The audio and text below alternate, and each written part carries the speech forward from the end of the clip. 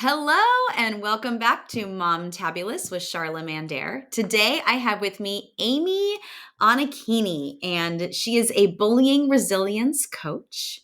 She's the founder of the San Diego nonprofit Act Like You Matter and the executive director of their division of Theater of Peace, Youth Anti-Bullying Actors and Empowerment Advocates.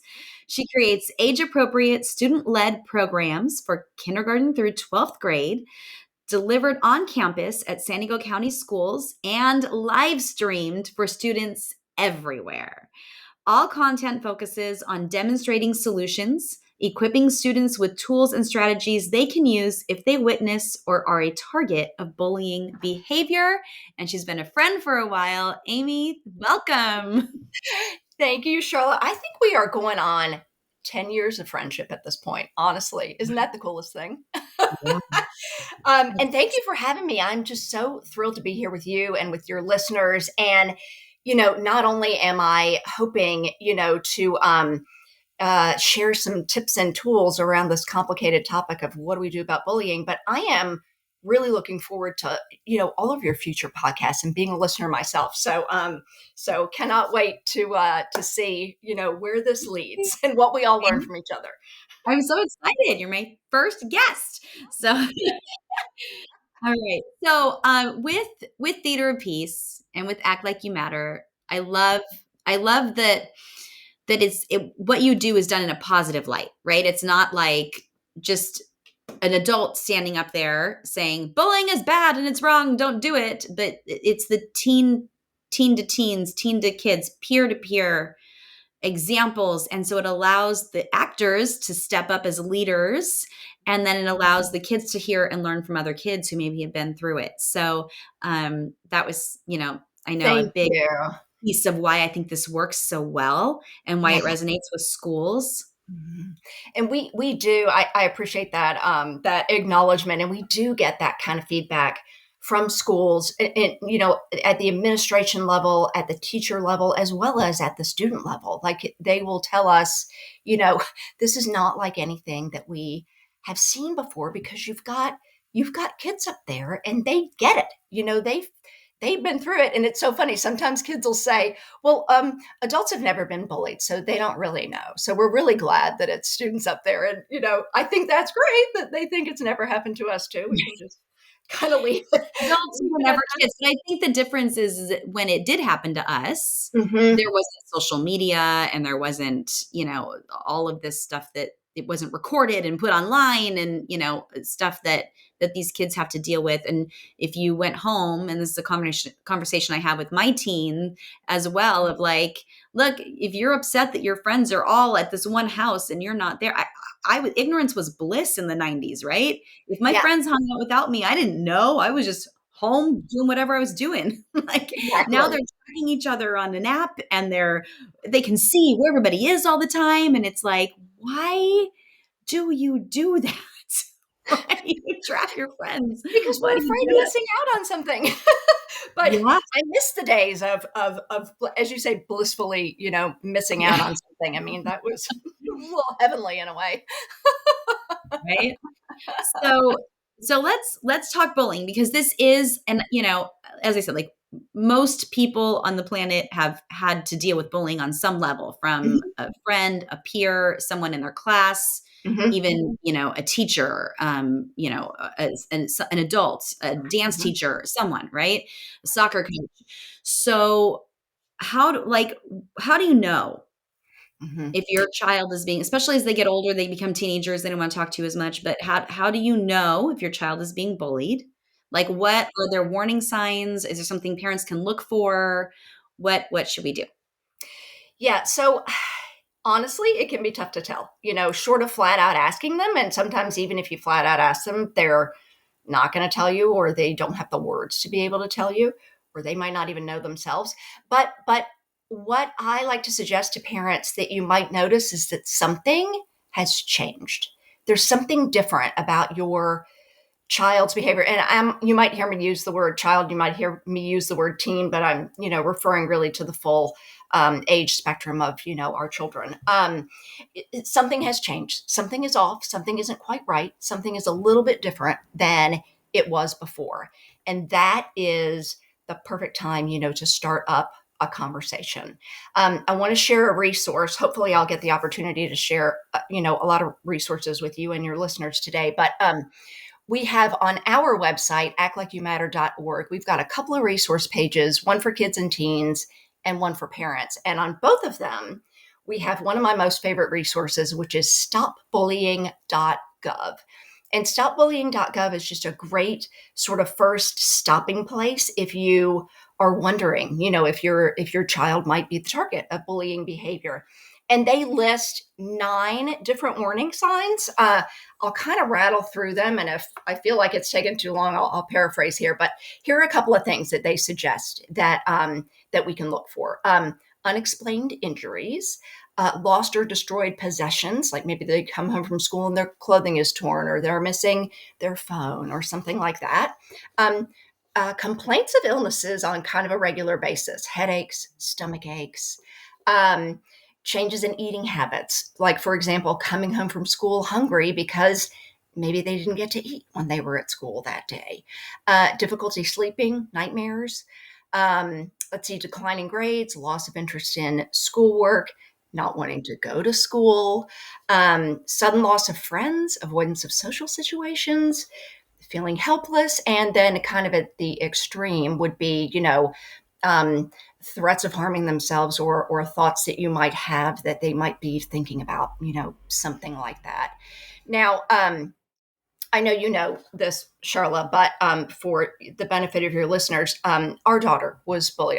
We have 2 daughters. Our younger daughter was the target of bullying when she was in 2nd grade. And I will tell you, she had 5 out of the 9 of these things that I just listed from stopbullying.gov. But it took us a while I wouldn't say it took us a while to notice, but it took us a while to realize what those were related to. So over the course of the first 3 months of 2nd grade, she had some behaviors that started out being really subtle. And then by the time we got to about Thanksgiving, they were so extreme that we thought our child had anger management issues, or oppositional defiant disorder, or something like that, because it really grew and expanded over time. And I want to share a few of the more subtle things in the hopes that, maybe whoever's listening might realize that some of these things, although they seem innocuous, are really great. If they are different, they're really great times to sort of be the tip off to starting a conversation, right? So some of the things that I'll share that are a little bit more specific than what stopbullying.gov shared is that the very first thing was that she required longer and more elaborate bedtime routines before we could leave the room. Okay, that could be nothing, right? Then she kept coming up with reasons to get out of bed and come down with various needs and things that just weren't quite right. In the morning, she didn't want to get out of bed. And then she stalled getting ready for school. And then she said, oh, my stomach hurts, or I have a headache. You'll notice very similar to some of the things that I mentioned before. And at school, she visited the nurse frequently. Nurse could never find anything wrong with her. And, things kind of escalated from there. We got into some academic things, like I would quiz her for a spelling test at home, and then she would go to school and fail the test. And she was fine at home. So there was this buildup. And then as we got sort of toward the end, where we realized that something really was going on, there were things like being defensive when she was asked to do something sort of that's part of her daily routine. Like, why don't you go brush your teeth? Stop picking on me. Leave me alone. Just this, really quick.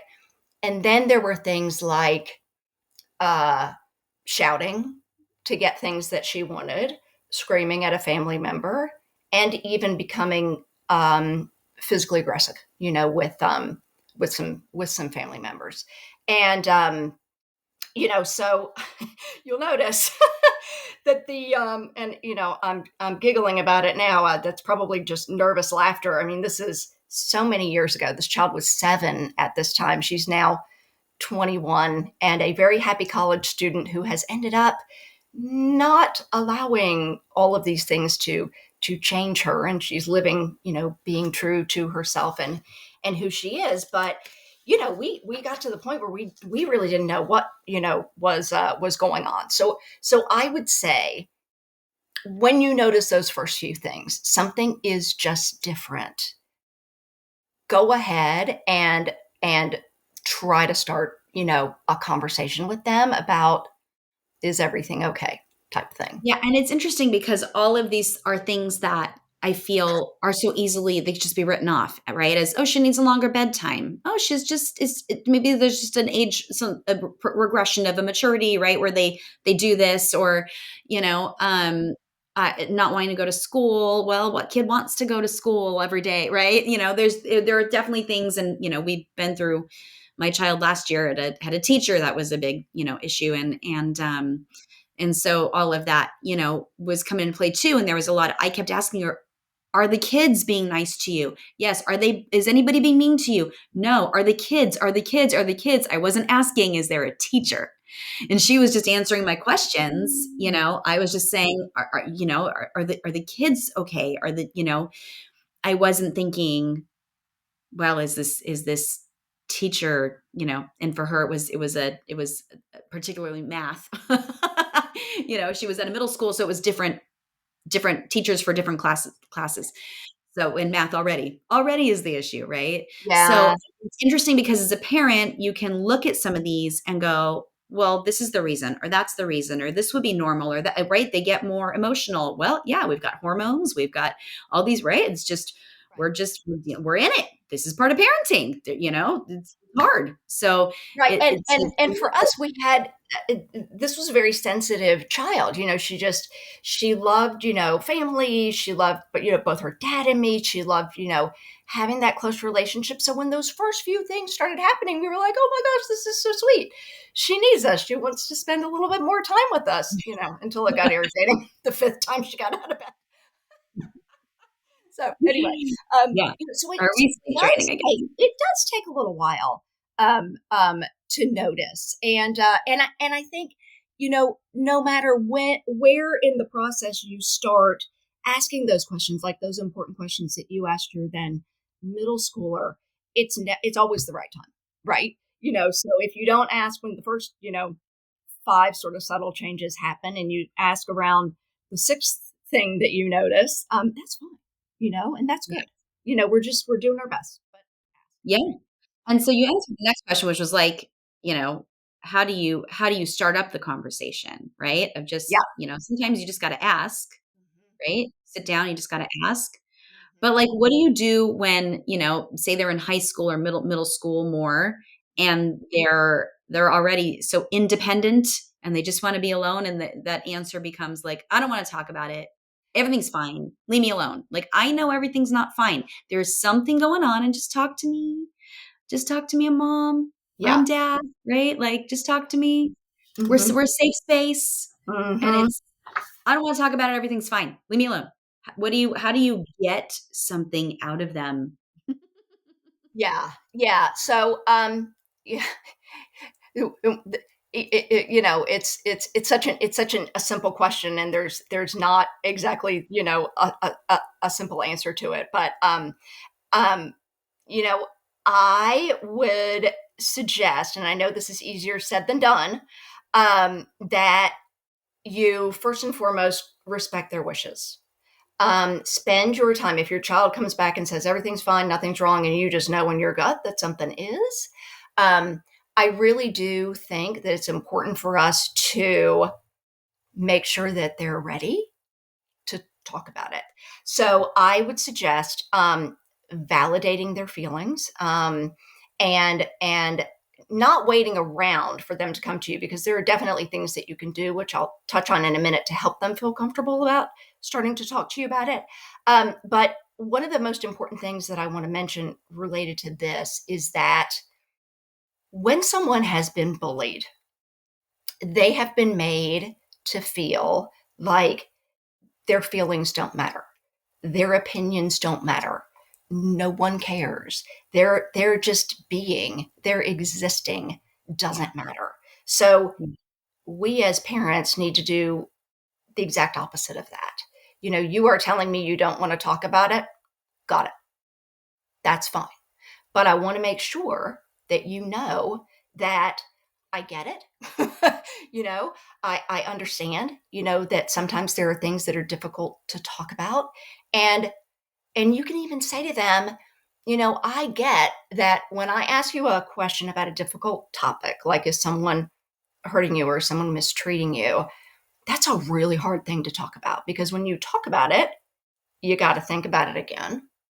And then you got to put it into words and you got to tell somebody. And while you're doing that, you're kind of reliving it. And Yeah. that's not fun. And I can And imagine some kids, depending on the kid too, it's embarrassing, right? Like it is. depending on the kid. Absolutely. And the other piece is I feel like it's really important for us to be in the right frame of mind for this conversation. And that frame of mind I'm going to suggest is calm and level headed. Now, Yeah. when you suspect that someone, there's a reason. There's a reason. But when you suspect that your child has maybe been mistreated, calm and level-headed is like the farthest thing. Our mama bear and Right. our papa bear kicks in, and we just want to protect our child, and we want it to stop, and we want them to go back to being happy and life to be simple, and all of that kind of thing. But if we approach this topic or any kind of big topic in an emotional way, they're going to get emotional too. And it's harder to talk about these kind of things when you're emotional. And they are going to potentially fear that because of our emotion and our I want to fix the problem, that we are going to run off and talk to somebody about it without their permission or before they're ready. And that's kind of huge. Um, so they would rather shut down and suffer in silence rather than risk, you and your emotional mama bear running off and confronting the other parent or telling the school. And I mean, their fear is that you're going to make the situation worse. They just want it to. I think they maybe they think that, they've got a little bit of like the Chicken Little mentality. Maybe if I just ignore it, it's going to go away. And actually, sometimes that works. Sometimes that does work. But anyway, and so I suggest, validate their feelings first. Let them know that they can trust you. And you can even say to them, um, you can trust me. And anything you say to me is not going to go past me without your permission. And we got to throw the caveat in there. Unless I have a genuine concern for your safety or somebody else's safety. Like if I'm afraid that you might hurt yourself or that somebody else might hurt you or that kind of thing. Then we get to a little bit more of a sense of urgency, still with our emotions intact, for how important it is to talk to somebody because you know when something has risen to sort of a fear of physicality or that there is physical aggression involved, even though we call that physical bullying when kids are in school, it's technically assault. So it rises to a different level, and it's quite honestly it's harder to get that kind of behavior to stop if you're a kid because there might be other motivations on the part of the aggressor that we're just not really going to be able to do much about until we get an adult or an expert or someone like that involved. Yeah. Yeah. And so what can you do? Right? Do you go to the school? Like say that like you do have concerns that this goes beyond just my friend and I had an argument and they said some mean things to me and we're in a fight and but as a mom that everything's going to work itself out, which I have girls, so there was lots of girl drama with that stuff, right? We know. But beyond that, they Right. are truly being bullied and it is a situation. And so do you go to the school? If they're parents that do you talk to the other parents? Like what can we do Mhm. So we handle this in a fabulous way, and we feel that we do need to go, and mom needs to step in, and we're calm and we're cool and we're collected. What do we do? Yeah, and so I'm going to start off by saying that there's no cookie cutter answer. There's no one size fits all solution, and it really does depend on a lot of different things. But before we start to talk about who you can talk to and who I suggest that you talk to and who I suggest that you don't talk to, I will I'll go back and say again that um, it really I would encourage anybody who is in this situation to use it as an opportunity to empower your child and teach them some life lessons. So I feel like the child tween teen should be the person who is sort of steering things. If your child is that kind of person who feels comfortable going to the adult in charge, and I'll just touch on that real quickly. If the bullying happened on the soccer team, we're talking about talking to the coach or the head of the coaching organization. If it happened in the classroom, we're talking about talking to the teacher. If it's someone outside of your class, could be the teacher, could be the school counselor, could be the principal. So there are any number of um, trusted adults, and we should probably talk about the term trusted adults at some point too. How much time do you have? I'm just kidding. um, but so the appropriate adult, in the venue or the medium, where this negative behavior took place. So first and foremost, I love to see it when kids report the behavior. Another option would be talking to your student about your child about them coming with you and allowing you to report the behavior, and they're there to sort of fill in as they feel comfortable filling in the details. And if they really don't feel comfortable with that, asking them for their permission for you to go to the appropriate adult um, at the venue, let's just say school, to the teacher, to the principal, to report the behavior. And I feel like it's, while we really want the situation to be over and we want to move on, anytime something happens in our lives or in the life of our child that's less than ideal, um, it's a learning experience, and we can take the opportunity to talk about how we treat other people and what's an appropriate way to treat other people and how do you feel when that person treated you that way. And it's an opportunity for us to instill some life skills in our kids that they are not only going to be using today, whether they're the ones that report the behavior or they're just there with you when you report it or they give you permission to report it, but they're going to use these skills when they're your age, when they're my age. I mean, we want to, bullying is all about trying to take away someone else's power or trying to have power over them. And if we can instead spin it in a way that we are reminding our kids of the power that they actually do have in the situation, that can turn it around, and that can make them realize that just because someone says you're ugly, it doesn't mean that it's true. And just because someone says you don't matter and your opinions don't matter and no one cares what you think or whatever they might happen to say, you don't have to believe that. And there are things that that you can do. And then setting those boundaries too, right? Of like, Mhm. I won't allow myself to be treated this way too, right? Like you said, they're going to have to deal with bosses they don't like and people they work with that are going to be, the jerk that they work with that is possibly a bully, and and and so Mhm. standing up for yourself and doing it in the proper way so it doesn't escalate it is a good life skill to Yeah, learn. it is. Sure. It is totally. And I know you asked me a really important question, and I don't want to drop the ball on this. I want to circle back around to something that you said. Do you talk to the other parent? Yeah.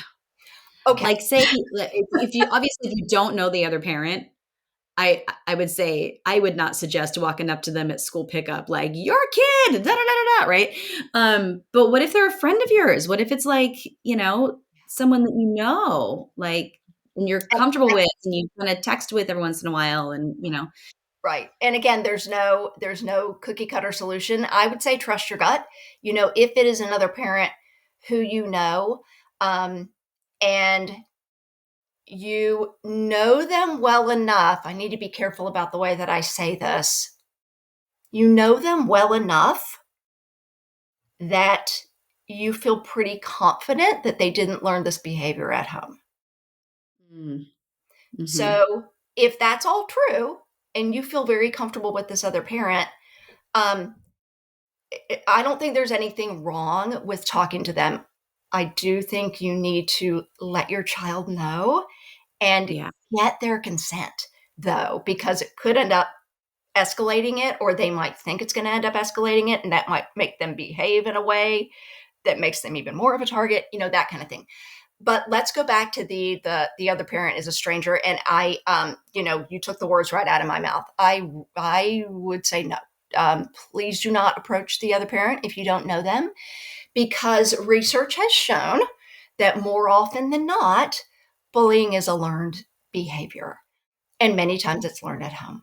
So you might be intending to approach this other parent in your calm, level-headed, respectful manner, and you might get hit with an escalated situation where there is retaliation against your child, or you find yourself on the receiving end of some kind of negativity. So Yeah. I'd steer clear of that. Right. Yeah. Yeah, definitely. And you And want to make sure, yeah. and at the end of the day,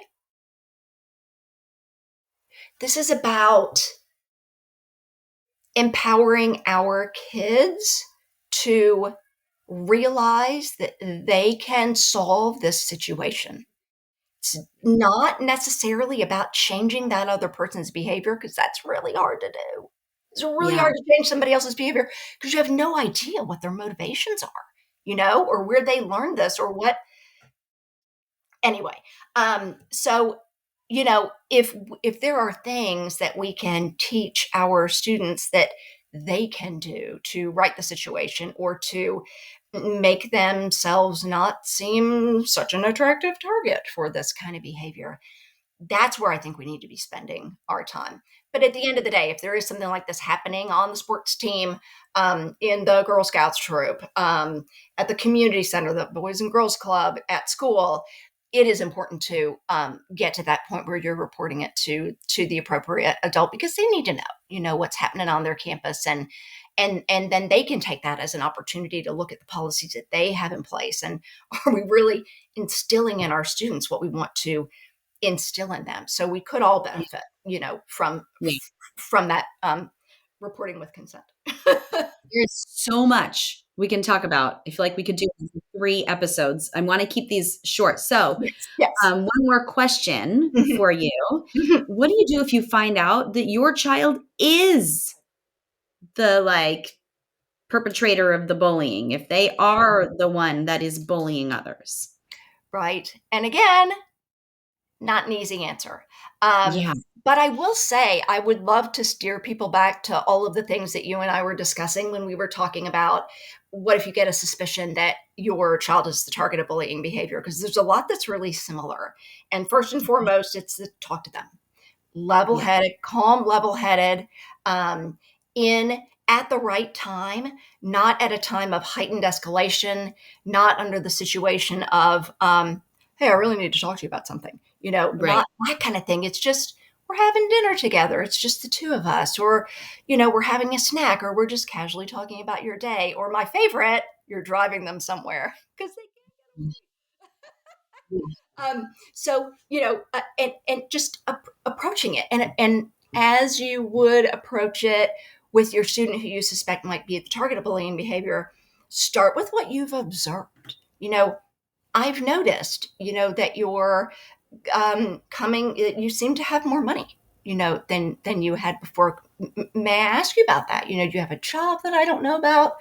Is someone giving you money? Because sometimes, they're a student might be taking someone else's, money, or they come home with a jacket that you don't recognize, or the phone that isn't theirs, or that kind of thing.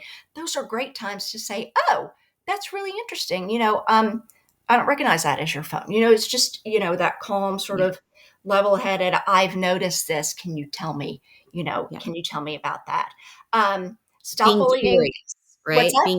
Being curious. Being I'm curious. And curious. I always like to say, be a detective, because when you ask these questions, we don't really know. I might suspect my child is the target of bullying. I might wonder if my child is the student who's the perpetrator of bullying behavior. But at the end of the day, we really don't know. I mean, these Yeah. behaviors could really be anything. It could be a learning disability surfacing. It could be that they're realizing that there's something they're neurodiverse. Maybe they have ADHD.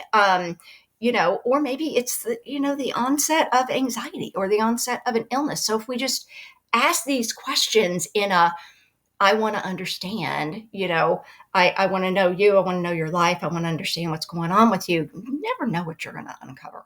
Um, Now, let's get back quickly to, what if you think your child might be the perpetrator of bullying behavior? Again, for those who love to do research online, that stopbullying.gov website has got some great ideas about some of those typical kind of warning signs, like coming home with possessions that you don't recognize, and there are quite a Mhm. few. I'll spare us the list, but that resource is out there if anybody wants to find that. And I do want to touch on again something that I said, that more often than not, bullying is a learned behavior. So and this next part is not going to be easy for anybody to hear, but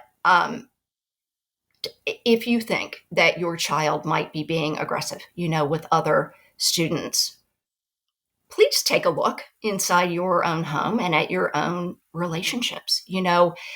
Are there, is somebody demonstrating that by being aggressive or shouting or attempting to control somebody else, that you get what you want? Is that being demonstrated, Yeah. somewhere in your life? And if you take that, hard look at those relationships and the people in your family and your close knit group who your child, has relationships with, and you realize, nope, absolutely not. It's not stemming from here. Then the detective work kind of continues. Where is it stemming from?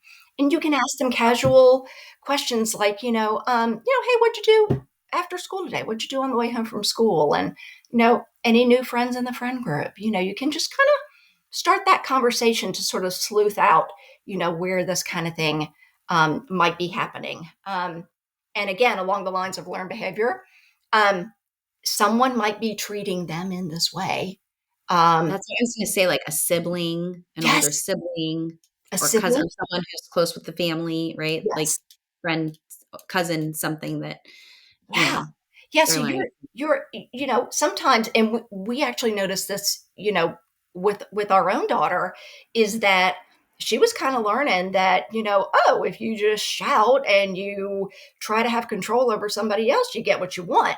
It's learned. So someone might have mistreated your child, and that might have led them to believe, oh, okay, well, if I don't want to be the one who's going to be picked on or targeted, I better be, I better Yeah. be the strong one. I better be, the one who's in control, or, has power over others. The the silver lining about this whole learned behavior thing that I keep bringing up is that it's a behavior. These things are behaviors. They're not an identity. In our work, we try very hard to never use bully as a noun, and similarly to never use victim as a noun. We like Yeah. to say things like, the student who was the target of bullying behavior, or the student who was the perpetrator of bullying behavior, or who behaved aggressively, and that kind of thing. So it's important, when we label somebody, they start to think of themselves as, oh, that's me, that's my identity, that's how I fit in, that's who I am. Yeah. But if instead we look at it as what it is, a behavior that was learned, more positive behaviors and more positive ways of communicating can also be learned. And sometimes we might need the help of a professional for that. But there also are so many resources, out there um, online. And one of those resources, I hope we have do we have a moment for me to mention one other thing related to this Yes. topic, Yes. Charlotte? Okay. Quickly, yes. One thing I wanted to add is that if anybody finds themselves in the middle of this, where you suspect that your child is either the target of bullying behavior or is the perpetrator of such behavior, if you find yourself stuck treading water, you don't quite know what to do next, this is one of the things that I do. I am a bullying resilience coach for kids and teens and families. And, if someone visits our website again, and I know we'll have a way to have links for people, but actlikeyoumatter.org, great. And you just click on bullying resilience coaching, you can set up a complimentary session with me and we can talk about what's going on and we can see if we agree that I might be able to be a resource and, kind of help you through these kind of things. So That's just wanted to awesome. add Yeah. that. I was going to say, how do people like find you? Also, you have, the Theater of Peace, which is one of my favorite things. Yes. Yes, and we should share for your listeners. We should share just a bit of the background. Why don't you do you want to jump in with that? Theater piece? Theater of Peace was actually, it was started in my living room when my oldest, who's now in high school, was like 6 months old. And I had been working with a group of teenagers and I was like, we want to do this kind of a thing. And are you in? And they were like, yes, yes, yes. And so we named it and we started, working with some schools and we did a lot of the like K-6, and then we went into the high schools and in TOP, as we call it, Theater of Peace, TOP, really was born and I ran that for a number of years in San Diego. And your daughters, I found Chase and Jordan through an audition and they joined, and Chase was like our youngest member. I remember being like, oh, I've got all these high school kids. And what was she, fifth grade? Sixth grade? She was 10, I think, So when fifth, she fifth, joined you. fifth grade. But you guys have wrote a book, right? Yes. About her experience being bullied, and and I remember telling you like, this is an elementary school assembly, and you were like, I don't think so. And now here it is. And now here we are. We got to the point where, you ended up transitioning Theater of Peace Yeah, to it just me. it was, once my kids, I had my second and my dad got sick and it just was too hard to do everything. I'm so glad that you took over. It was so much the right fit and the right choice, and you've done amazing things Thank with it. you. And I love that even though your girls have kind of outgrown it, they're in college, that you're still doing it. And I think you've found this passion with it and you're helping so many people. Yeah, So thank if the kid wanted to get involved in Yes. Theater of Peace, Yes. what are the age ranges? How would they do it? Do they have to be local in San Diego? Do they, or they, Great. Yeah. how do they do that? Great question. And first of all, let me just sort of add on to what you were saying. Thank you for trusting me, to be the person to sort of carry the torch forward. And who knew in 2015, when you passed the torch to me, that we would be here in 2024. So just wonderful. So, yes. All right. So let's get back to the question at hand. So we are always seeking new students to join Theater of Peace. Our age range is 11 to 19. Not that 10 is too young, but we do talk about a lot of aspects of growing up. And we find that if a student is 11, they're sort of ready, for some of those topics that we're going to talk about. So ages 11 to 19, and they do not have to be local. For the students who perform with us, in person on campus at a San Diego County school, those students, need to be local. But we have so many other things that we do besides that, that we need people for, and they can be located anywhere. So first, let me steer people toward where they can find more information about how to get involved. So if you go to our website, and again, we'll have a link, actlikeyoumatter.org, and click on Theater of Peace, there'll be a link that says Join Theater of Peace. It's got all the steps It's easy. They just submit a video. Super And the full easy. circle moment for me was when that 6-month-old baby became a member of Theater of I Peace. know, Yeah, I and know. then we're too busy and she just That was cannot just that was now, just but the coolest thing. Just the coolest thing. It did kind of bring things, full circle, but super yeah, easy to because I submit. remember sitting in my living room holding her with all the thinking someday this girl is gonna go to school and she's potentially gonna be and she was. She Yeah, was so much. And I thought, I just don't want any of them. And they were all babies once, so I it's, know. yeah. But it was when she was like, I want to join Theater of Peace. And I was like, well, you got to audition like everybody else. That's So get right. on it, but And she was amazing, and we absolutely just loved having her for the time that we she loved it that we got too. to She have her. loved And I it. always have my fingers crossed that she's going to magically find some little pocket of time and come back to us. But at any rate, we are very understanding for anybody who's Get her out of the dance room. we're like we're like so understanding of everybody else's other commitments. And on that page that we're steering people toward, there is a clickable link that says uh, uh, information about the time commitment involved, and it talks about things like if a student needs to take a break, if a student is involved in other activities, we will work around pretty much anything to get the right student sort of on our team. And so I just want to clarify one thing, because I have said that we would love to pull in students, literally from all over the country, or really any English speaking, country. And the way that those students would be involved is we have weekly meetings. Sometimes we call them rehearsals, sometimes we call them meetings, and they are always held in two mediums. Like people will come in person to our rehearsals if they live close by, or if they don't live close by, or they're busy, or they're a little bit under the weather, they join us via Zoom. So we always have Zoom as part of the meeting, so you can literally be anywhere. And if somebody is thinking, yeah, but what can I really do? You're talking about going live into schools. We do so much more, and we need more people to do the kind of things that we want to do.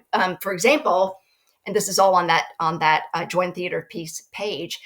We have just launched a new public Discord server where kids can come and talk to peers, like-minded people, about what's happening in their lives, and get you know feedback from other kids who have been through, similar kinds of experiences to what they've been through. You can be located anywhere to help us in that regard. We also need people to help create positive and solution driven content for our TikTok and for our Instagram. We need people to help us create resource videos. We've got all kinds of resource videos that we just want to film and we want to put out there. One of them is called Trusted Adults. So go to our YouTube channel and go watch the video on Trusted Adults. What do adults mean when they talk about trusted adults? They tell us, they use this term all the time, but what do they really mean? Well, we talk about that. So we need more students, to do those kind of things, with us too. We also want to get to the point where we're holding, some virtual Q&A sessions and that kind of thing. So we would I love love to. this. I love how you're implementing the technology. Like, what a difference from when I was directing Theater of Peace to now. And like, just using Zoom and social media and being where the kids are. And I love having that peer-to-peer support and having someone for them to talk to. That maybe they're just more comfortable at least starting to converse with someone before they talk to their parents, or after talking to their parents, or in the middle of it, or just whatever, of like just someone else even to say, yes, you should talk to your mom, like, right? That someone their age. I love the Yes. peer to peer support. Thank you. And someone else to say, you know what? Me too. And it's not the end of the world, and you're absolutely going to get past this. And here's what I did. Here are the things Yeah. that I did. What are you thinking? What might you feel comfortable trying? Those kind of things. Absolutely. We really do feel like it's really got to come from them. It's really, we're trying to create, and we have been, not creating, but building on what you started, this groundswell of support and just a different approach to how this generation communicates with each other. Yeah. And a lot of that centers around the way that, the way that we talk, and the way that we talk to our children when we're raising them, and the way that we, talk to our, peers in the workplace or wherever we might happen to be. How do we talk about people who are different? How do we talk about them? And we need to, if this conversation comes from them, from the kids and teens themselves, they understand. They're familiar with all these terms like ADHD and neurodiversity and being on the spectrum and all these kind of things. And that we need to get to the point where different is just that. It's just different. It's not Yeah. wrong. It's not pitiful. It's not ugly. It's not sad. It's not one of us. It's just different. And how boring would the world be if we were all, the same? Yeah. So, but that can't come from me and it can't come from you. But there are kids and teens out there who believe this and they want to make that difference in their community. And we want to give them, the platform to be able to do that. So find us and come join us and help to, let us give you that medium, for spreading, those kind of messages. Yeah. No, I love that so much. This has been so great and so helpful. And so I will link though the websites that you mentioned below so people can find them, kids can find you, and everyone can just at least hope that find that there is hope, right? That Yes. there is hope, and that this is something that parents can find the right support around, kids can find the right support around, and that they can come out the other side. Right. And just I think having that when you're in that dark, dark tunnel of fear for your child, that little glimmer of light, that little glimmer of hope is so important, and you bring that to people, and I appreciate that so much. Thank Thank you. you so much, Amy, for being with Thank you, me. Charlotte. Thank you for having me. And as I said before, I'm so excited to see, to be a listener for all of the various guests that you're going to be hosting. So looking forward to Yeah, that. thank you. All right, and we will see you on the next episode of Mom Tabulous.